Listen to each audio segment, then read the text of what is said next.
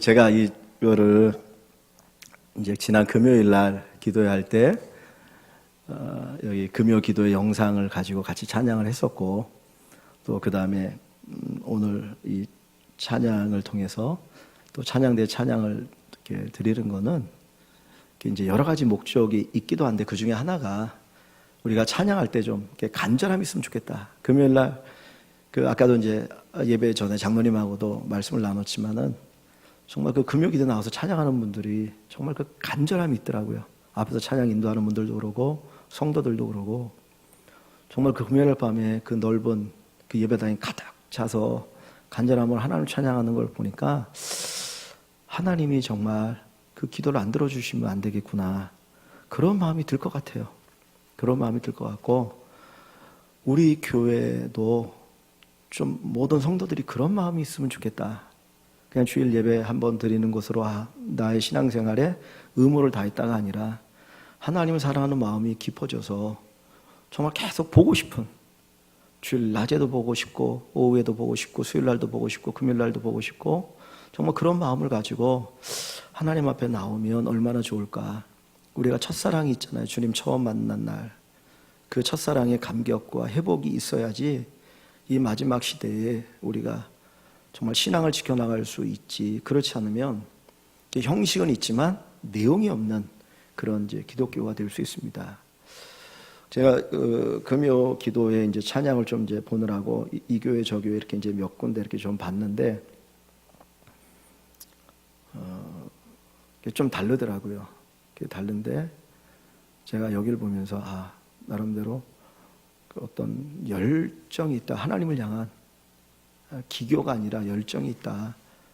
그래서 한번 같이 찬양을 좀 계속 나눴으면 좋겠다라고 오래전부터 생각이 있다가, 그냥 이번 금요일 날 오늘 찬양팀 좀 쉬어라 그러고 이제 영상을 가지고 했는데, 일단 금요일 날 많이 오셔서 같이 좀 기도하는 시간들을 가지면 좋겠습니다. 아멘. 예, 우리 찬양대 여기는 워낙 크니까 어떤 규모 면에 그런 거는 우리가 부러워할 필요는 없습니다. 거긴 거기대로 하는 거니, 우리대로 하는 거니까. 중요한 건 아까 말씀드렸던 것처럼 우리 중심이 하나님께 얼마나 있느냐, 찬양할 때. 그래서 간절한 마음, 오늘 찬양대 찬양 가수 한 영혼을 위해서 주님이 십자가 달리심에 대한 이야기를 했잖아요. 너무 정말 마음에 와닿는 가사의 찬양이었는데, 정말 그런 마음을 가지고 우리가 하나님을 예배하고 섬기면 좋겠습니다. 자, 요한계시록 6장입니다. 요한계시록 6장인데 요한계시록 6장은 일곱 인 재앙에 관한 이야기입니다. 일곱 인에 관한 재앙인데, 5장에 보면 임봉되어진 책을 누가 떼겠느냐, 그래가지고 이제 사도 요한이 눈물을 흘리니까 가르쳐 주길 어린 양 예수 그리스도가 그 인을 떼기 합당하다라고 얘기를 했어요. 그리고 나서 이 6장에서 인을 떼는데, 사실은 7개의 인입니다. 7인. 6장 1절에 보면 내가 보면 어린 양이 7인 중에 하나를 떼시며, 그러니까 몇 개의 인이에요? 7인이에요. 그런데 6장 12절에 가보면 내가 보니 몇째 인? 6째 인을 떼실 때 6개의 인만 떼셔요. 그러니까 7인을 떼야 되는데 6개의 인만 떼어집니다. 그리고 나서 그 다음에 7 나팔로 넘어가고 또 7 대접으로 넘어갑니다. 그래서 이 계시록에는 7인, 7 나팔, 7 대접의 재앙이 나와요. 재앙이라는 말을 쓰는데 그것들이 나오는데, 요거를 이제 바라볼 때에 그냥 똑같은 재앙인데 그거를 다른 표현으로 쓸 수도 있고, 그것이 조금씩 점점점 강도가 심해지는 것으로 보여질 수도 있기도 합니다. 근데 분명한 것은 뭘 가르쳐 주냐면, 주님이 오시기 전에 이 세상 예수님이 십자가 달려 죽으시고 부활 승천하신 후부터 주님 오시는 그날까지를 종말이라고 그래요. 세상 끝날. 그러니까 종말은 딱 예수님 오시기 바로 고전이 아니라 예수님이 십자가 달려 죽으시고 부활 승천하신 이후부터 종말입니다. 그때부터 주님 오시는 그날까지 이와 같은 재앙의 역사들이 있을 것이다. 그래서 제가 지난번에 마태복음 24장 말씀을 잠깐 나눴던가요? 기억이 없으시죠? 하여튼 나눴어요. 그래서 주님께서 어느 때 이런 일이 있겠습니까? 제자들이 물었거든요. 예루살렘이 멸망을 얘기하니까 성전에 돌 위에 돌 하나도 남지 않을 것이다. 완전히 그 헤롯 성전이 다 무너질 것을 얘기하거든요. 그 헤롯 성전이 약 66년 동안 짓거든요. 예수님이 계실 그때까지도 성전이 완성이 되지 않았어요. 그리고 그 후에 성전이 완성이 되는데 약 60년 넘게 성전을 지었는데 AD 70년에 디도 장군에 의해서 예루살렘이 함락되면서 그냥 성전이 무너져 버립니다. 무너진 이유가 그 성전을 너무 화려하게 치장하니까 로마의 군대가 쳐들어와 가지고 뭘 먼저 가져가겠습니까? 군인들이 야 니네가 알아서 가져가라 그러면 성전에 있는 걸 가져가지 않겠어요? 거기 금으로 치장해 놓으면 금 빼가잖아요. 그러니까 돌 위에 돌 하나도 남지 않게 되는 거예요. 그러니까 오히려 화려하면 화려할수록 더 멸망이 큰 겁니다. 그러니까 헤롯 대왕은 그 성전을 화려하게 지어서 자기가 에돔 사람이기 때문에 정통 유대인이 아니기 때문에 그 성전을 지어주면 유대인들이 자기를 좋아하고 왕으로 받들어 줄 줄 알았어요. 그래서 어떤 그런 전략을 가지고 성전을 화려하게 지은 거거든요. 또 헤롯이 워낙 건축가이기도 하고, 근데 그 화려한 성전이 그냥 그렇게 무너져 버리는 거예요.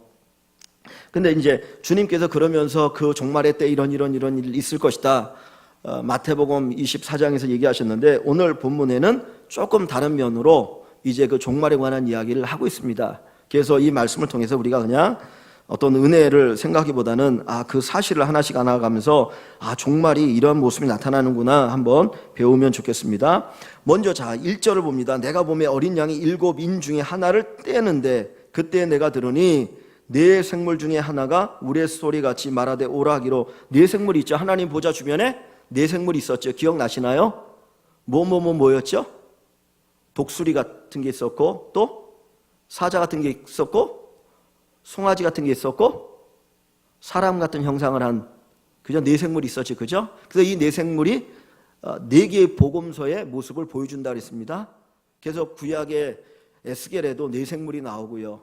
또 계시록에도 네 생물이 나옵니다. 그러니까 우리가 알지 못하는 어떤 영적인 존재가 하나님을 섬기고 하나님 주변에 있다는 거예요. 근데 그 한 생물이 그 7인을 떼는데, 어린 양 7인 중에 하나를 떼는데 그때 내가 들으니 네 생물 가운데 하나가 우레소리 같이 말하되 오라 하기로. 그래서 내가 이제 올라가 보는 거예요. 2절에 보니까 내가 보니 첫 번째 인을 뗄 때 뭐가 나옵니까?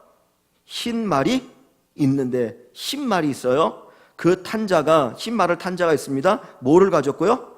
활을 가졌고 면류관을 받고 나아가서 이기고 또 이기려고 하더라 그랬어요. 그러니까 이 흰 말을 타고 활을 가지고 있습니다. 그리고 면류관을 받아서 쓰고 있는데 이 사람이 어떻게 해요? 이기고 또 이기려고 하더라. 그러면 이 흰 말 탄 존재가 누구냐에 대한 논쟁이 있습니다. 근데 우리가 여기서 그냥 여러분들이 이해하실 거냐면 이기고 또 이기려고 하더라. 이야기는 뭡니까? 이겼다는 거예요? 못 이겼다는 거예요? 못 이겼다는 거죠. 그죠? 이기려고 하더라. 그러니까 이길 것 같은데 이기지 않았다는 거예요. 뭘 우리가 가르치면 적그리스도를 이야기합니다. 마지막 시대에 교회를, 또 하나님의 어떤 그리스도에 대해 대적을 하는데 마치 이기는 것처럼 보여요. 세상이, 적그리스도가. 근데 이긴다 못 이긴다? 못 이긴다는 거예요. 못 이긴다는 거. 그걸 얘기합니다. 그래서 이 2절의 첫 번째 인을 떼실 때는 예수 그리스도처럼 나타나는 적그리스도를 이야기합니다. 오늘날 수많은 이단들이 있죠.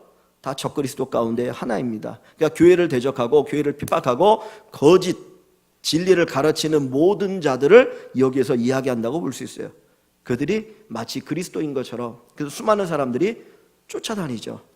우리나라에 뭡니까? 신천지 하나님의 교회 어마어마하다고 그래요. 중국에 가도 하나님의 교회 들어와 있고 신천지 다 들어와 있다고 그러고 세계 곳곳에 그냥 쫙쫙 퍼져나간답니다. 암적인 존재죠. 암적인 존재. 그래서 제가 갈라디아서 1장을 수요일날 할 때 사랑을 못하는 것보다 더 무서운 게 뭐라고 했습니까? 이단이라고 그래요. 이단. 왜냐하면 영혼을 죽이는 거니까. 그래서 여기 첫 번째 이 종말에 나타나는 현상 가운데 하나가 뭐냐면 적그리스도의 출현이에요. 거짓 선지의 출현입니다. 그래서 마태복음 24장에도 보면 적그리스도에 대한 거짓 선지자에 대한 이야기를 먼저 하고 있어요. 그래서 내가 그리스도라고 얘기해도 쫓아가지 말라는 거예요. 주님이 오실 때는 한눈에 다 보이는 모든 사람이. 그러니까 누가 그리스도라 그러면 거기 쫓아가지 마십시오. 그건 분명히 가짜입니다. 가짜. 자, 두 번째 3절에 보면 둘째 인을 떼실 때에 내가 들으니 둘째 생물이 말하되 오라 하니, 자, 그래서 보니까 이에 어떤 다른 붉은 말이 나오더라. 이게 말이라고 하는 것은 성경에서 뭐를 보여줍니까? 나귀가 있고 말이 있잖아요. 예수님이 말을 타고 예루살렘 입성하지 않고 뭐를 타고 들어오시죠? 나귀를 타고 입성하시죠. 어린 나귀 새끼를 타고 입성하잖아요. 솔로몬에게 하나님 말을 많이 두지 말라 그랬습니다. 신명기 보면 이스라엘 왕들에게 말을 많이 두지 말라는 거예요. 말은 뭐를 의미하는 것 같아요? 어떤 군사력을 의미하죠. 전투하는 걸 의미하잖아요. 그러니까 막 싸우는 존재를 의미하는 거예요. 근데 여기 말을 탔는데 이번에는 무슨 말입니까? 붉은 말이 나와요. 붉은 말. 그래서 그 탄 자가 허락을 받아 하나님의 허락이 없이는 그 어떤 것도 할 수 없다는 거예요. 그러니까 하나님이 허락할 때 기쁨으로 허락하는 게 있고 그냥 원하지 않지만 허락하는 게 있는 거예요. 허락을 받아 땅에서 뭘 제합니까? 화평을 제하여 버리며 서로 죽이게 하고 또 큰 칼을 받았더라. 자, 이 말이 뭡니까? 화평을 제하고 그 다음에 서로 죽이게 하고 큰 칼을 받았더라.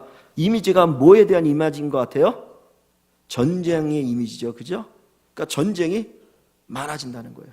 곳곳마다. 그래서 주님께서도 말씀하실 때 처처에 전쟁이 있을 것이다는 얘기를 합니다. 이거 두 번째는 전쟁을 이야기해요. 전쟁.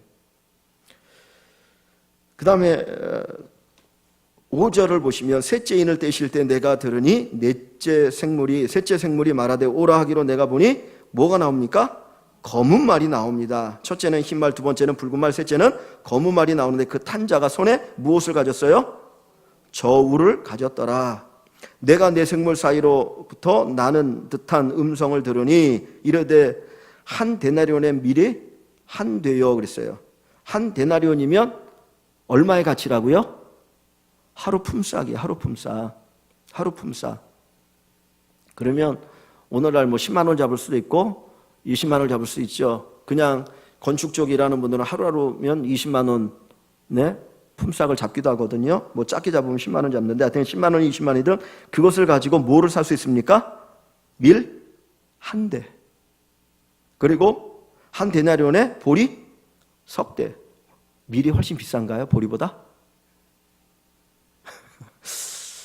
네, 밀이 한 대에 보리가 석 대다. 또 감람류와 포도주는 해치지 말라 그랬습니다. 근데 요거는 영적으로 얘기하면 감람류나 포도주는 어떤 영적인 성도를 의미하기도 해요. 근데 요거는 떼어놓고 그냥 보면 뭐를 보여주는 것 같아요? 손에 저울을 가졌다. 그리고 한 데나리온에 밀이 한 대고 보리가 석 개다. 이것은 뭘 보여줍니까? 기근을 얘기하죠. 그죠? 기근. 그러니까 먹을 것이 없는 기근이 몰려온다는 거예요. 그러니까 첫째인, 둘째인, 셋째인을 떼는데 첫 번째는 어떤 현상이 있다? 적그리스도가 나타난다. 거짓 선지자가 득세한다는 겁니다. 두 번째는 뭐가 많다고요? 전쟁이 많다는 거예요. 첫째에 전쟁이 많아요. 그죠? 끊임없이 전쟁이 있잖아요. 세 번째는 뭐예요? 기근이 있다는 거예요. 기근. 자, 그리고 7절에 보면 네 번째 인을 떼실 때 내가 넷째 생물의 음성을 듣니 말하되 오라 하기로 내가 보면 무슨 말이 나옵니까? 청황색 말이 나와요. 청황색 말이 나오는데 그 탄자 이름은 뭐예요? 사망이다. 사망. 음부가 그 뒤를 따르더라.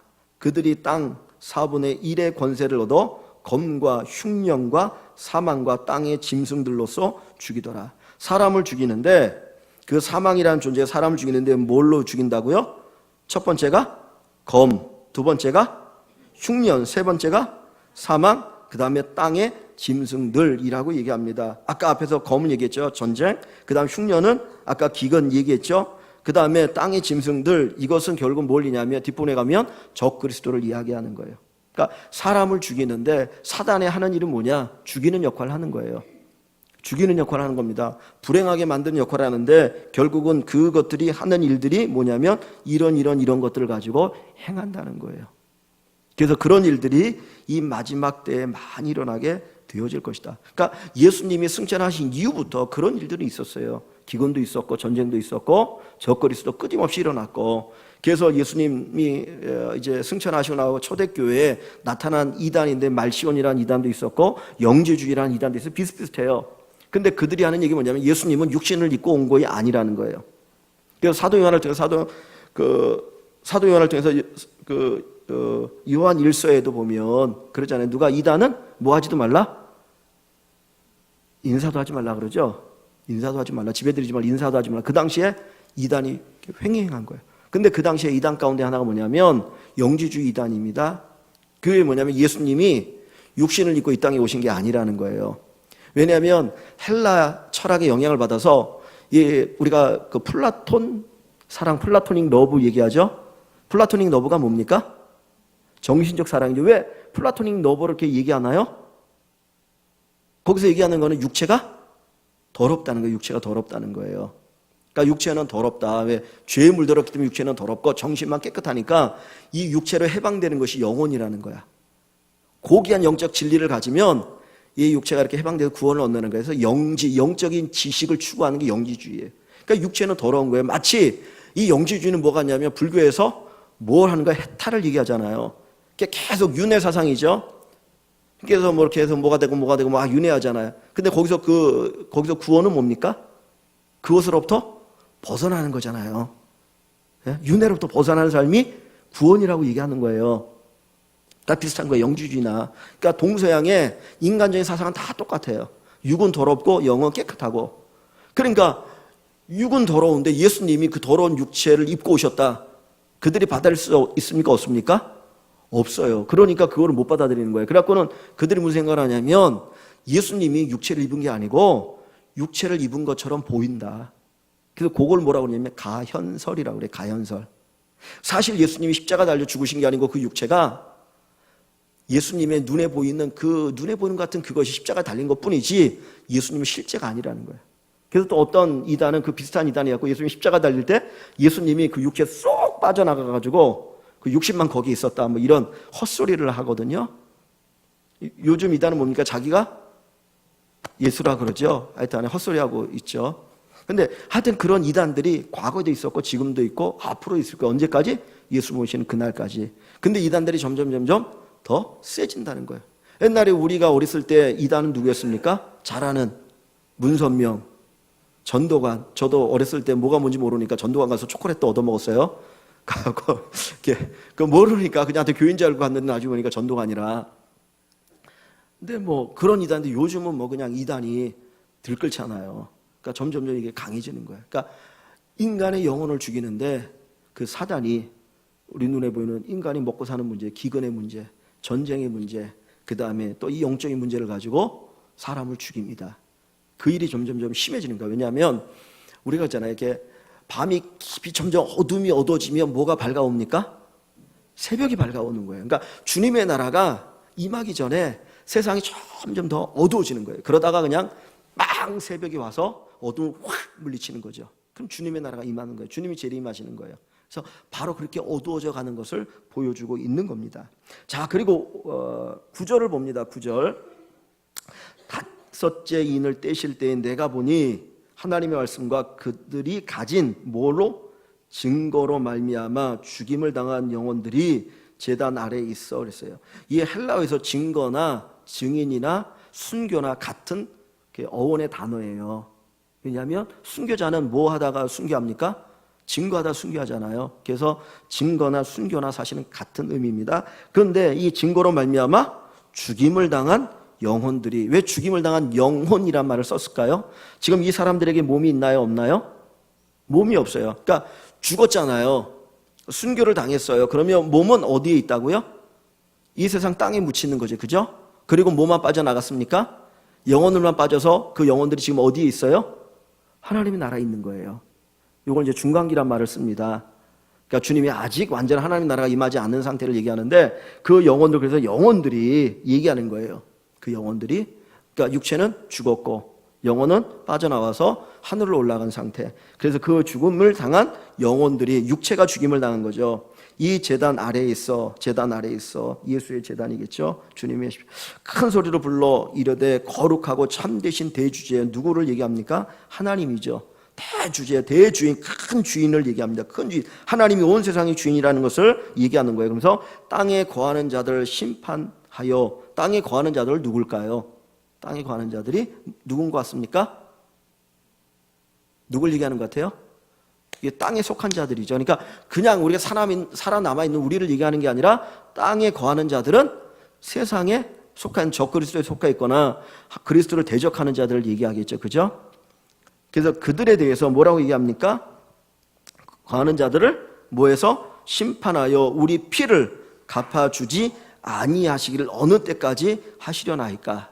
지금 이 사람들은 뭐를 알고 있습니까? 주님이 그들의 어떤 피에 대한 값을 갚아주실 것이다, 안 갚아주실 것이다? 갚아주실 건 알고 있어요. 순교했으니까. 근데 그게 언제냐는 거예요. 그게 언제냐는 거예요. 우리가 주님을 위해서 순교했는데 언제 우리의 그 순교에 대한 것을 갚아주시겠습니까? 그렇게 질문을 합니다. 그랬더니 11절에 각각 그들에게 흰 두루마기를 주시며, 흰 두루마기를 주시며, 이 이제 그 20장, 22장에 가보면 흰 두루마기가 성도들의 옳은 행실이에요. 어떻게 보면 그리스도의 보혈로 이렇게 깨끗 되어짐을 의미하기도 해요. 그 주님께서 그렇게 그들에게 흰 두루마기를 주시며 이러시되 아직 뭐하라? 잠시 동안 쉬되. 그래서 잠시 동안 쉬되. 자, 요한계시록 14장을 봅니다. 자, 요한계시록 14장 13절.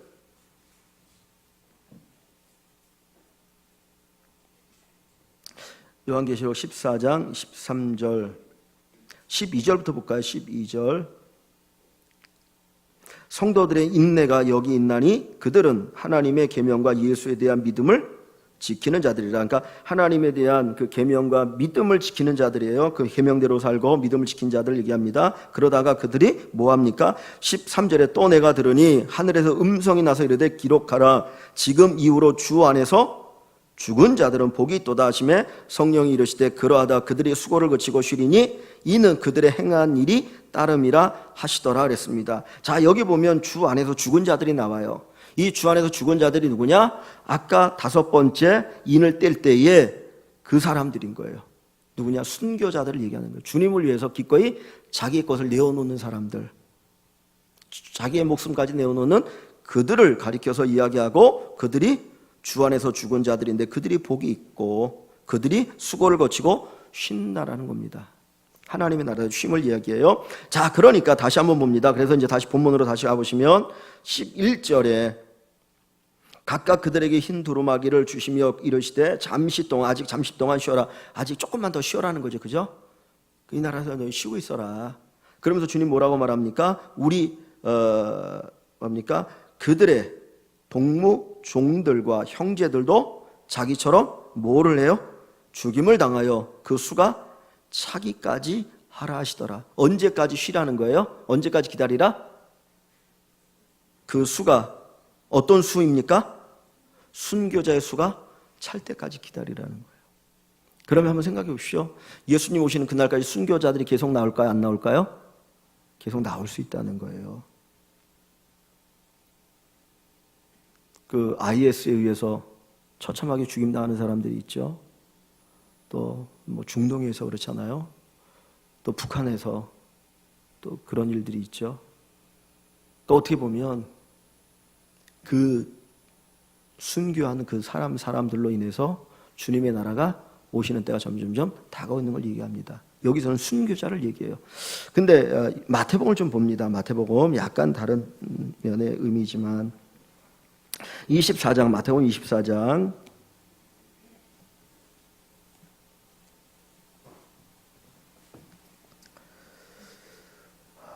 4절, 24장 4절부터 제가 조금 읽어 나갈게요. 24장 4절 41쪽입니다. 예수께서 대답하여 이르시되 너희가 사람이 미혹을 받지 않도록 주의하라. 어떤 미혹입니까? 많은 사람이 내 이름으로 와서 이르되 나는 그리스도라여 많은 사람을 미혹하리라. 뭡니까? 적그리스도를 얘기하죠. 그죠? 주님이 첫 번째 적그리스도에 대한 얘기를 먼저 하고 있죠. 그 다음에 6절에 보면 난리와 난리 소문을 듣겠으나 너희는 삼가 두려워하지 말라. 이런 일이 있어야 돼. 아직 끝은 아니니라. 그랬어요. 난리와 난리 소문을 들 것이다. 7절에 민족이 민족을 나라가 나라를 뭐예요? 대적하여 일어나겠고, 전쟁을 이렇게 하는 거죠. 나라 민족.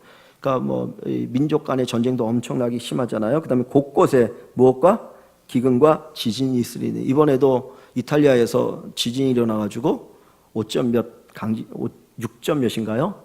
그래가지고 뭐 100 얼마 얘기하는데 모르겠습니다. 지금 몇 명이 죽었는지. 아마 훨씬 더 많은 사람이 죽은 것 같아요. 뭐 거기 축제가 있어가지고 뭐 사람들이 많이 왔다는데, 그 위에 제가 뉴스를 안 들어서 잘 모르겠는데, 뭐 쓰나미 뭐 다, 그러니까 옛날보다 점점 이게 강해져 오는 거예요.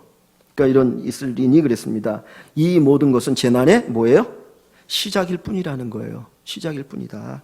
자, 그때에 사람들이 너희를 어떻게 환난에 넘겨주겠으며 너희를 죽이리니 너희가 내 이름 때문에 모든 민족에게 미움을 받으리라.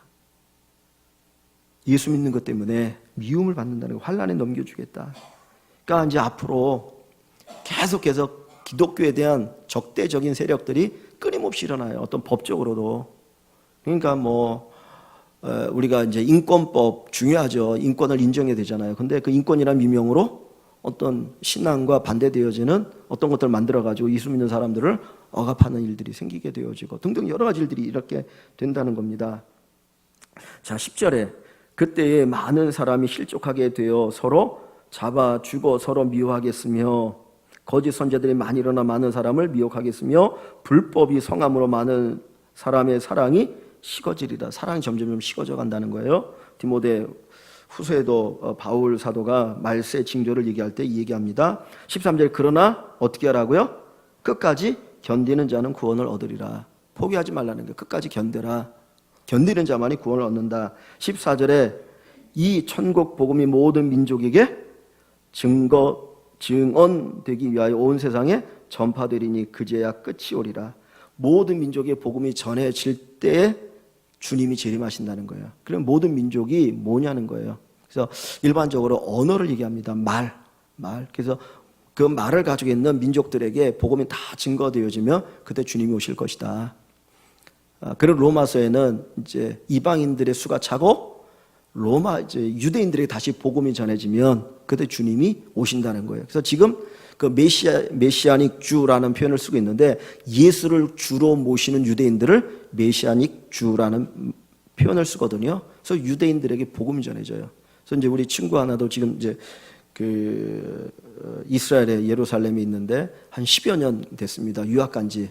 근데 이번에 영주권을 받았다고 그러더라고요. 그래서 거기서 교회를 하는데 그 메시아닉 주들이 많이 있고 뭐 이제 그에서 쭉 얘기를 하는데요. 그래서 전에 모든 민족의 복음이 증언되기 위하여 그때야 끝이 온다는 거예요. 그러니까 아까 계시록에서는 뭐의 수가 찬다는 얘기를 하죠. 순교자의 수가 차는 것을 얘기하고 여기서는 이제 온 세상의 모든 민족의 복음이 증거되어지면 그때 이제 주님이 오신다는 거예요. 그날을 얘기합니다. 자, 21절로 한번 가봅니다. 21절. 24장 21절. 이는 그때에 큰 환란이 있겠으며 똑같은 얘기죠. 창세로부터 지금까지 이런 환란이 없었고 후에도 없으리라. 큰 환란이 이제 또 오게 되어짐을 점점 이야기합니다. 그 날들을 감하지 아니하며 모든 육체가 구원을 얻지 못할 것이나 뭐니 그 날을 감하지 않으면 그 환란의 날을 주님이 감해주지 않으면 견딜 수 있는 자가 있다 없다? 아무도 없다는 거예요. 그러니까 정말 어마어마한 환란의 날을 이렇게 감해주시는 거예요. 그래서 예수 믿는 사람들이 그 믿음으로 그것들을 견디고 이기게 되어지는 걸 얘기합니다. 그래서 어디까지나 그런 택하신 자들을 위하여 그 날을 어떻게 하리라? 감하리라. 그러니까 결국은 주님이 택하신 자들을 어떻게 하신다? 보호하신다는 게 그런 상황 속에서도 그 이야기를 여기 하고 있습니다. 뭐 뒷부분에도 쭉 보시면 주님이 재림의 때에 여러 가지 현상을 나타내서 이야기하고 있는데 그냥 나중에 한번 보시고요. 다시 본문으로 와봅니다.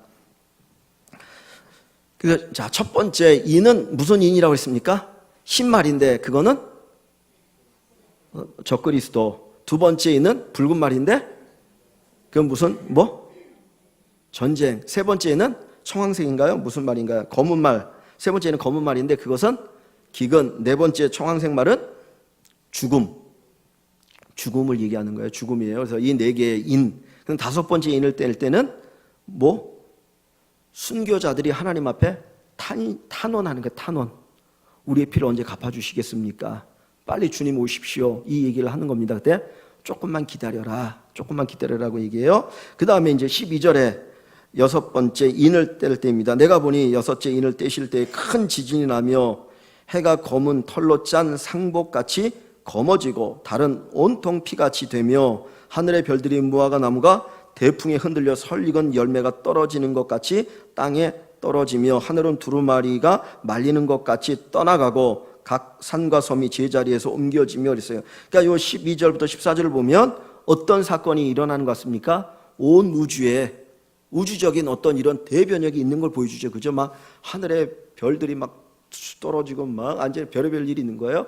그래서 베드로 사도는 이것을 가지고 하나님이 세상을 이렇게 태우신다는 말을 쓰고 계셔요. 온 우주를 태우시는 거. 그래서 노아 시대 때는 뭘로 세상을 심판하셨어요? 물로. 근데 마지막 때는 뭘로 심판하신다? 불로 심판하시는 거예요. 그러니까 한번 생각합시다. 우리나라에도 뭐 문서 같은 게 하나 떨어져도 난리인데 만약에 지구 위에서 무슨 행성 같은 두 개 한번 꽉 부딪힌다고 생각해 보십시오. 그럼 완전히 난리죠, 난리. 이 지구가 어떻게 되겠습니까? 뭐가 와가지고 지구에 그냥 한번 꽝 부딪히는 생각해 보십시오. 그럼 끝나는 거예요. 근데 하나님 이제까지 어떻게 하셔요? 다 그거를 잘 운행하게 하셨고 이 지구가 존재하는 동안 여태까지 안 부딪히셨잖아요. 근데 하나님이 세상을 완전히 끝내실 때 그렇게 끝내실 때 어떻게 되는지 모르겠어요. 그냥 막 이렇게 두루마리가 막 불에 타는 것처럼 말려지는 것 같은 뭐 그런 이야기를 쭉 하는데 그건 모르겠습니다. 근데 이제 봅니다. 자, 15절에 땅의 임금들과 왕족들과 장군들과 부자들과 강한 자들과 모든 종과 자유인이 종도 있고 자유인도 있습니다. 이 사람도 어떤 사람이냐? 하나님을 대적한 사람들이 하나님 믿지 않는 사람들 얘기하는 거예요. 그러니까 이 앞부분에 12절부터 14절에 13절부터 15절까지 이 14절까지 이 이야기는 마지막 주님이 재림하실 때 모습을 이야기하는 거예요. 주님이 재림할 때 온 우주적인 어떤 격변이 있을 거라는 걸 얘기하는 거예요. 왜냐하면 새하늘과 새 땅이 바로 오기 전이 임하기 전이니까 그러니까 태우시고 새하늘 새 땅. 그러니까 이런 때에 땅의 임금들과 왕족들과 장관들과 부자들과 강한 자들과 모든 이런 사람들이 어디로 숨어요? 굴과 산들의 바위 틈에 숨어 산들과 바위에게 말하되 우리 위에 어떻게 하라? 떨어져라. 바위가 내 위에 떨어지라는 거예요. 그래서 제가 그 북한산에 올라갈 때마다 큰 바위들이 있잖아요. 근데 그 바위가 안 떨어지는 게 대단하다는 생각이 들거든요. 근데 지나갈 때 이 바위가 떨어지면 어떡하나. 만약 그 바위가 하나 다 떨어지면 그냥 뼈도 못 추리거든요.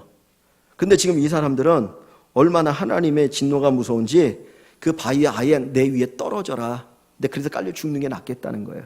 지금 그런 고백을 한 거냐면 하나님 심판이 얼마나 무서운가 하는 것을 보여주는 겁니다. 그래서 산들과 바위에게 말하되 우리 위에 떨어져 보좌에 앉으시니 얼굴에서와 그 어린 양의 진노에서 우리를 가리라. 그들의 진노의 큰 날이 이르렀으니 누가 능히 서리요. 하나님의 그 심판의 진노 앞에 누가 설 수 있겠느냐는 거예요. 누구만이 설 수 있습니까? 어린 양의 보혈로 죄 씻음 받은 사람만이 설 수 있는 거예요. 그러니까 이 6절은 결국 하나님 심판을 이야기하는 거예요. 주님이 재림하심으로 이루어질 심판을 얘기합니다. 그러니까 6가지의 인을 통해서 종말의 모습을 얘기하는 첫 번째는 다시 한번 정리. 첫 번째는 적그리스도, 두 번째 전쟁인가요? 세 번째가 기근, 네 번째가 사망. 그러니까 이것들을 통해서 이루어지는 사망을 얘기하고 다섯 번째가 순교자들의 탄원. 그 다음에 여섯 번째가 주님의 재림과 더불어서 이루어질 심판의 모습을 이야기하는 거예요. 그럼으로써 뭐가 이루어집니까? 새하늘과 새 땅이 이루어질 것을 얘기하는 겁니다. 그러면 이 길 통해 이 이야기를 들을 때에 성도들이 어떤 생각이 들겠습니까? 지금 이 요한계시록이 AD 한 100년경에 씌어졌어요. 100년경에. 그때는 유대 로마 황제들이 엄청나게 교회를 핍박하던 시대입니다. AD 64년인가요? 그때 누가 로마 시내를 불태워버립니까? 네로 황제가 불태워버리죠. 그리고는 그걸 누구에게 뒤집어 씌워요? 유대인들에게 뒤집어 씌워요. 유대인들이 이 성을 불태웠다. 그게 완전히 광적이 미쳐가지고 있는데, 그리고 나서 계속해서 열 황제에 의해서 핍박이 어마하게 막 몰려와요. 그래서 이 요한 사도도 순교할 뻔했다가 이 어디입니까? 반모섬에 유배되었는데 그 속에서 있으면서 이 요한계시록의 환상을 주님이 보여주시는 거예요. 그러면서 마지막 종말의 때가 이런 일들이 있을 것이고, 그리고 나서 주님을 위해 나를 위해서 고난을 당하고 순교한 자들의 피를 친원할 때가 있을 것이고, 마지막 내가 재림할 때 이런 심판이 있을 것인데 이 심판을 견딜 자가 아무도 없을 것이다 라는 이야기를 하시는 거예요. 그러면 이 성도들이 이 말씀을 들으면서 무슨 생각이 있겠습니까? 막 두려움에 떨겠습니까? 아니면 하나님이 결국 승리하시는구나, 그 생각을 하실 수 있겠어요? 승리에 대한 기대감이 있겠죠. 그죠? 아닌가요? 승리에 대한 기대감이 있는 거예요. 그래서 마지막 21장, 22장에 보면 새하늘과 새 땅을 보여주시고 그리고 하나님의 나라, 예루살렘 성이, 새 예루살렘 성이 임하고, 그리고 영원히 펼쳐질 하나님의 나라를 얘기하는 거예요. 그러니까 우리가 이 세상을 살아가면서 믿음을 지킬 때에 우리가 믿음의 길을 걸어가면 고난이 있습니까? 없습니까? 있어요. 그래서 주님이 얘기하잖아요. 좁은 문으로 들어가고 좁은 길로 가라. 그 길이 협잡하여 사람들이 찾는다, 안 찾는다? 안 찾는다. 근데 우리는 그 길을 가는 사람이에요. 그러니까 예수 믿으면서 나는 고난이 없을 거야 라고 생각하는 건 어리석음입니다. 근데 그 고난이 정말 가치 있는 고난이라는 거예요. 주님이 우리를 지켜주십니다. 우리를 보호하십니다. 또 우리와 함께 하셔요. 때로는 우리 고난길을 가지만 우리가 이전에 알지 못한 어마어마한 하나님의 평강으로, 하나님의 기쁨으로 우리를 또 인도해 주실 거예요. 그래서 우리가 믿음으로 승리해야 되길 원합니다. 이 요한계시록은 믿음의 승리의 기쁨을 기록한 책이에요. 그래서 인재앙이지만 우리가 재앙을 보는 것이 아니라 그것을 통해서 하나님이 어떻게 하나님의 나라를 이루어 가시는가를 볼 수 있기를 원합니다. 그래서 이 계시록 속에 새롭게 하나님의 은혜를 새롭게 체험하는 저와 여러분 되시길 주의 이름으로 간절히 축원합니다.